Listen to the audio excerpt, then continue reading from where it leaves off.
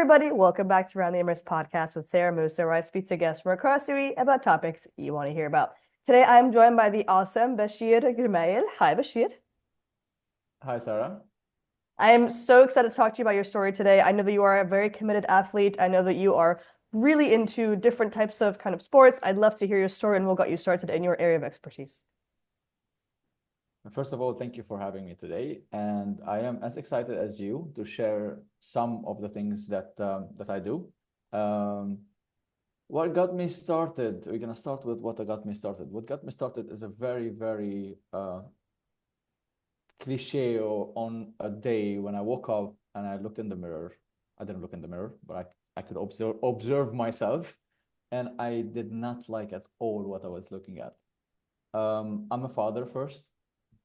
I have two great boys. They're 12 and 10 today. They were 7 and 5 years ago when I had that observation on myself. And I was an excessive drinker. I was a smoker. And that morning, I remember after a very active 2018 New Year's Eve, I woke up on the 1st of September and I did not like what I was looking at. And I did not want to wake up another night feeling like this. And that's when, on that day, I stopped smoking. And I started looking into how can I change the way I feel about myself first. Knowing that I was a satisfied professional. So I was happy at my work. I was enjoying what I'm doing. But everything else outside that was not what I wanted, how I wanted it to be. And that's how we started. I love the It fact that was a it started off with transformation self-awareness. journey. I would call it. I would call it. But if you don't have that awareness moment, I think that's the most important part. And it doesn't have to be a day when you wake up. You can just decide today that you wanna you wanna have a 5 minutes observation. You wanna just sit and not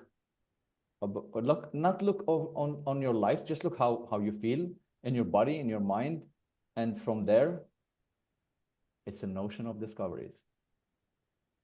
I really love that. I love the fact that you don't have a time like a start or an end time to that. It's an ongoing journey. And when you have that moment of self-awareness, you're like, okay, I can from now wake up or start my day or have my lunch. After lunch, I can make a change. Like it doesn't have to be a specific time, like start and ending, like with any other thing in your life. And it's the fact that it's something that's so good for you, for your mental health, your physical health, something Yes. that drives you towards a good change in your life. Now, having obviously gone through this experience of becoming a committed athlete, what would you say has been your biggest challenge and how have you overcome it? Uh, but I would just want to add something to the awareness moments. People are so scared to observe, but from little observations, little things that I started looking at and taking little actions about, comes unbelievable satisfaction, accomplishments, because it's for you. And that's what's gonna fuel your motivation. Definitely when I started looking to change. So first I had this awareness. So that's the only mental part at that moment at the start. And from there, it became all physical transformation. And that's when also the discovery of the connection between my mind and what can it do to my to my body, and what can it do to my mind was fascinating me. However, talking about challenges, the first challenge was, okay, so I'll have to do this because it starts with I have to, because I wanted to, but I have to, set some goals, little weekly things that I want to achieve. Okay, I still want to see my kids. I still want to be at work, and I still want to do everything else that I'm committed to outside that start. And that was where things became challenging. But I could see from that moment that I'm not coming back. So I was like in a place where it's either forward, it's not either. There was no either. It was only forward. So I had to, and maybe the same way I was trying to be creative at work and solve problems, It was a problem-solving journey at the beginning, and that was a challenge, but it was enough challenge to keep me so interested and so curious and so excited about what's coming. It was not an impossible challenge because I knew that I have to change almost everything, but I was not in a hurry. The fact that on those few days I stopped drinking, I stopped smoking, and I started reading and I started figuring out what I want to do was an exciting challenge. And then I started running a little bit. By the way, for everything that you know and see about what I do, I couldn't run 5 kilometers 5 years ago. I would literally have to walk half of it. But I wanted to get to my first 5 kilometers only running, and then to my first 10 kilometers without walking. And from there, things developed so much that I have done what I have done today until yesterday. So the challenge was with finding time. I would jump to today and I would say that so many people ask me today, how do you do what you do with having 2 kids, having this job? And my answer with them, you have no idea how much time I still waste. So what I'm trying to say is that you can find the time, but you just have to keep questioning, keep observing, and keep changing little things. How did I overcome that challenge? One of my, I would call it my biggest positive shift was around my sleep. Because once my sleep was fixed, I could fit 70% of everything I wanted to do. So I wanted to fix my sleep, but I wanted more time. And the only way I could find more time was basically in the morning. And using that time in the morning required me to wake up earlier. Because whatever I have done until my biggest goal of running 100 kilometers race was 6,000 meters of elevation, on a single day, I had to train, except the weekend, on a single day during the week, I had to train only for 1.5 hours to 2 hours. And I needed to fit that in the morning because otherwise I have no control over the rest of my day most of the time. And I also would like to fit some other things where I'm not required to be focused, to connect my body to mind, to my training. And to do that, I have to wake up maybe at 5. In summer, it's gonna be at 4:30 to 4 a.m. While still, because when I started also looking at my sleep, I realized that anything below 7 for me, which is it's different for different people, is gonna be it's not gonna work because I'm gonna be tired, I'm gonna get burned out, so if I want to wake up at 7, I want to sleep. I want to wake up at 5. I want to sleep 7 hours. Then I have to maximum sleep by 10, and this is where the biggest shift started. And then I said, okay, how can I sleep at 10? I did the same thing. I was really good at observing what did I do from 10 to 12. Found out that insignificantly nothing. I'm either looking at my screen, I'm just wasting time, watching TV. So that is a lot of time wasted in the evening, which I put into my sleep, and things started to get better. Wow. That I would say that was the biggest challenge. And then fixing the time, because you don't want to manage your time all the time. I then started focusing on managing my energy, which is another podcast, probably for 3 hours. No, but I love that. I love the fact that you had awareness to the extent of you literally looked at your entire schedule. Like, from this hour to this hour, what am I doing? From this hour to this hour, how can I be better? But it's also the fact that what I appreciate is that you didn't rush it. You acknowledge that it will take time and effort and energy dedication to be able to do something as big as shifting your schedule. And it's very difficult, as you said, for us to sleep early because we are like attached to technology. We do watch, our TVs, we have our phones. So for you to have been able to commit to waking up at 4:30 in the morning, regardless of the time of year, is crazy. And having said that, what do you think is something that was impactful or surprising to you in this journey that actually really made a difference in who you are today?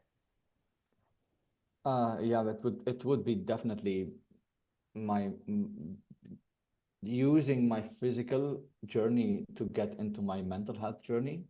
And I was not surprising. I was actually shocked, like how better mentally I started feeling. Um, because then, when you what I want to say first of all about the 4:30, don't scare people. Waking up at 4:30 a.m. is absolutely relative to what time you're sleeping. So you can sleep at 12 and wake up at 7, or sleep at 10 and or 9:30 and wake up at 4:30. You're gonna be absolutely feeling the same. So I don't feel it's very difficult. The difficult part is managing your 10 p.m. 9 to 10 p.m. sleep. And also people don't really have to wake up at 5. That depends on how some people work night shifts, so they sleep late, but they have a lot of time during the day, so they can, as long as you're having a healthy 7 hours of sleep and waking up and doing what you have to do in the morning before you start your day. And I'm also, according to Harvard, which is something I'm doing at the moment for human behavior, topics of human behavior and psychology, building a habit in the morning has the highest chances of actually being built and being automated. So if you want to, whatever you want to do, it's just doing it in the morning works. Now, my biggest surprise, positive surprise, and actually shocking, is that when I started fixing all this, when I started feeling better about what time I sleep, how my day is going, waking up in the morning, going to work after a 2 hours workout for a 100-kilometer race training, what was this doing to my mind? And then I become so curious. Why am I feeling that good? How come I'm more focused? How I mean, I just ran for 2 hours in the morning, and then by two I'm still, I have a lot of energy. So what was going on? Um, then I realized through reading and education that all those chemicals that we usually get from, or let's say chemicals or coping mechanism that we usually get from the screens, from the TV, from sometime bad habit, emotional eating, I was actually getting them from exercise. And I did not need to do all this. And not only that, they are like the difference between a bad medicine and a good medicine. So the exercise was actually the highest quality of those chemicals or this coping mechanism that I could get without me knowing. And then I started, when I realized that, I said, okay, maybe that's a very good time to start looking at my mind, what's going on there, the trauma, uh, uh, the downs and the ups, and how can I fix it, and how can I sit in it, and what would I do with it now that I have all this mental clarity and I have all this mental energy? How can I just use that also to try to train my mind to be healthier and better, like I feel in my body? But it was really surprising and also shocking in a good way, how much we can get from. And again, I want to say that those things I started feeling not when I ran a 100-kilometer race. I started feeling that 1 year into my journey, where I was still doing 7 hours of training a day, which a week, which is like an hour or less per day, and fixing the sleep as well. So it's not really extraordinary to get to that state. So all you have to do is just start with something really small. Be patient. Know that this is where you want to be. Have clarity of where you're going. 5 years ago, I had no clue that I wanted to run half a marathon. I wanted to climb, or I wanted to hike, basically, not even climb high extreme altitude mountains. And it was really small. But yeah, again, you will be really surprised what exercising would do to your mind if you just become aware of it and use it. Wow. You make me want to hop on the treadmill right now with how inspiring your speech is. I just want to go and climb and run and do all the marathons that I can do. But your story is quite inspiring. The fact that you have been so committed to your training, the fact that you have completely shifted your entire routine, your lifestyle. You've cut out the things that you knew you wanted to cut out and that you were capable of cutting out. And what I really appreciate is that you didn't set any kind of limit to yourself. You knew that if you wanted to do it, you could achieve it, and you believed in yourself enough to make those changes. And I'd like to know if there's any final word of advice you'd like to leave for the listeners today. Uh, my biggest motto has been action is more important than inspiration, because we usually get stuck in contemplation and just sitting in front of, maybe, surround ourselves with maybe videos or quotes, inspiring videos, inspiring quotes, watch athletes doing their things. But doing that is not enough. Feeling inspired all the time, only inspired all the time, is not enough. We're going to have to take action. And the biggest advice from there is any small action, if it's intentional and it is directed towards a good purpose for yourself, is an unbelievably great action. And I run all those races and I see the elite finishing a marathon in 2 hours and 2 hours 10 and 2 hours 20. And they're so inspiring. But you also see at the finish line the tears of somebody running that marathon in 5 hours. And for me, this is so admiring, because I know what it means to those people that have run that marathon in a very long time and have suffered and got themselves through a 4 or 5 hours of maximum intensity.